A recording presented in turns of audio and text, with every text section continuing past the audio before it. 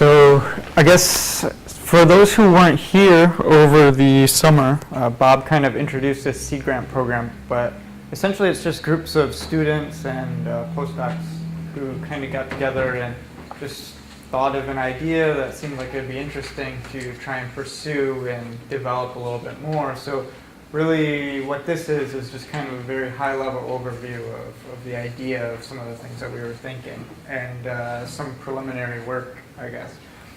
So we were thinking about this idea of graph inference and compression based on random walks. So the thing is, like social networks, et cetera, things like this, basically they're not stored in any one place, or you don't have easy access to them. So you might be able to crawl them with some sort of web crawler or whatever, sampling the network. So we want to know what we can infer about the network on a whole based on this. So recent studies of large-scale social networks have uncovered several interesting and unique structural characteristics. In particular, these graphs don't look like the typical Erdo-Charny random graphs where you just place an edge with probability p. Essentially what we see is that they're very clustered in nature and they have these heavy-tailed distributions. And then current graph compression algorithms suitable for social networks. So they focus on lossless compression rather than lossy compression. So the goal is to reproduce the graph losslessly instead of, say, just approximately. And then B, they focus on algorithmic development without much attention to theoretical bounds. Now, there is some structural compression or graph compression algorithms that focus on actually achieving the Shannon limit, the so-called Shannon limit, but that's not necessarily for these heavy-tailed distribution graphs, although Abram could probably tell us more about this, I think. So, and then our goals are to estimate basically the trade-off between the compression rate of the sampled data and the fidelity to which the graph can be reproduced, and then examine the various effects of the graph, I guess, on compression rate. So the basic idea, like I said, is to use these random walks. Basically, they're a dependent sequence of random variables, right? Because you start at one place and you only move to adjacent neighbors. And then basically, if we take enough of these walks in parallel, like if we have multiple crawlers out there or whatever, then we can cover most of the graph and use that to infer properties about the rest of the graph. And so the basic idea here is we want to kind of bring in the cross-disciplinary thing, essentially the empirical and experimental side from more computer science and statistics, and also some of what I do, which is more on the information theoretic side, actual compression theorems and stuff like this. So preliminary work, these slides are from Suvita's poster, which she'll be presenting tomorrow.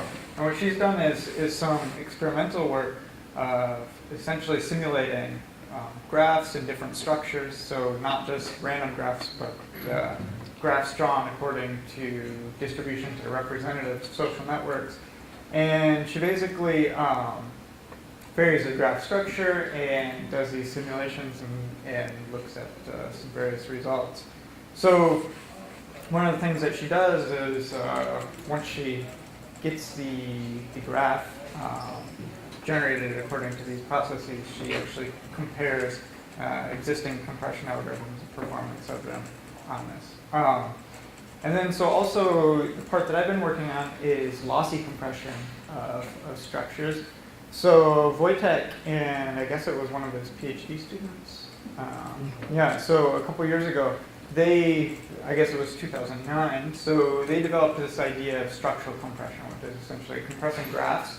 But they consider just the Erdo-Charny graphs, and they also consider lossless compression. So what I've been working on is extending these results to compression under log loss, which is something that I'll describe in a couple minutes.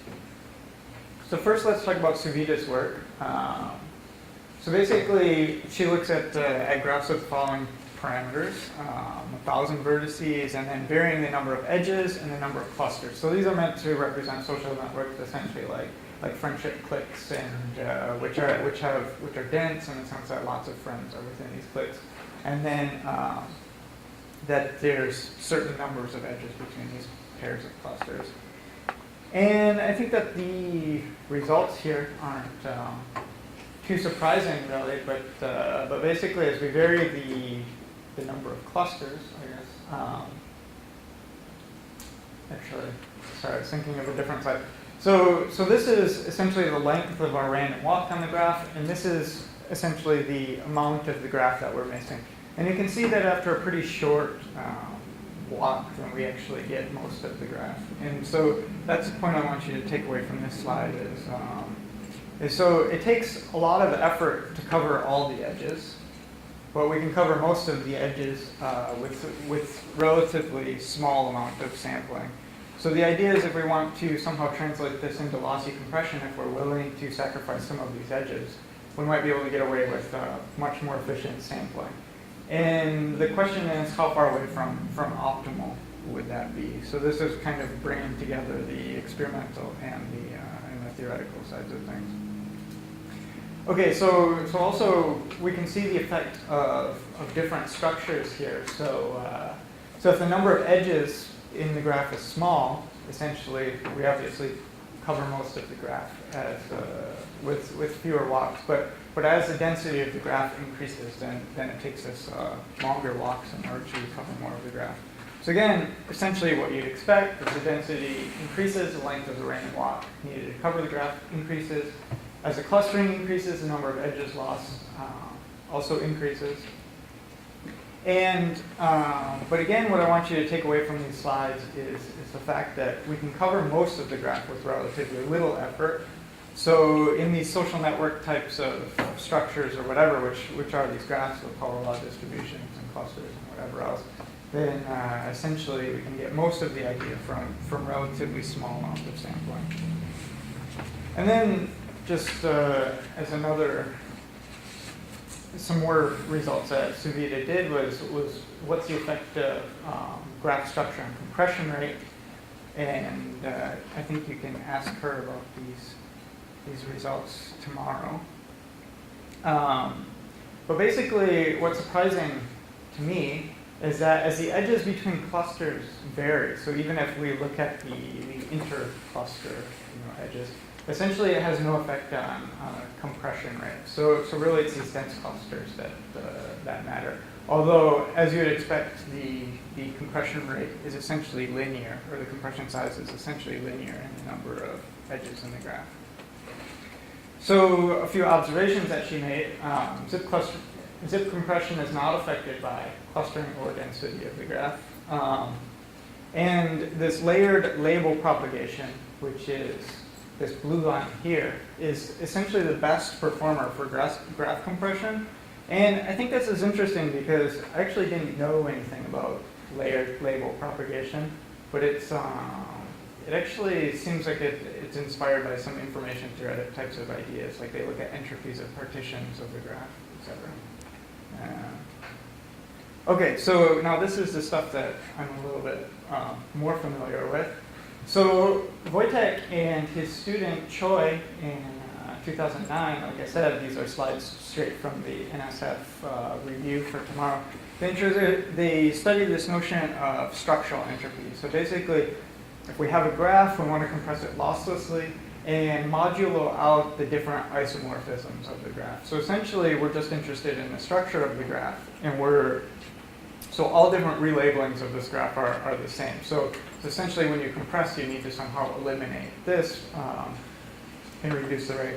And they actually come up with a nice universal algorithm, which they call SZIP, which is essentially this, it turns out to be a universal algorithm, which means that regardless of the graph distribution, P, I guess, in the Arrow-Schreiber model, this compresses the graph optimally, or the structure optimally.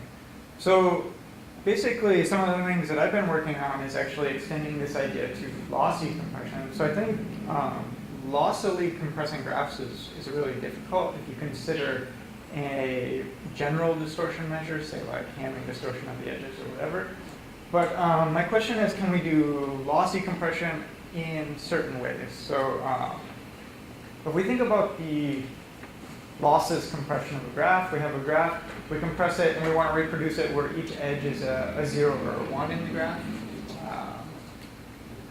And the type of lossy compression that I'm interested in is kind of a soft reproduction. So instead of reproducing each edge as 0 or 1, let's reproduce each edge as p or 1 minus p. So p can change for each edge, but essentially what I'm allowing myself is some amount of uncertainty about what the edge of whether the edge was there. So it's like, okay, let's say the edge was there in the original graph, but the output from my compressor, I essentially say, well, I don't know if the original edge was there, but I think it was there with probability 90% or something like this.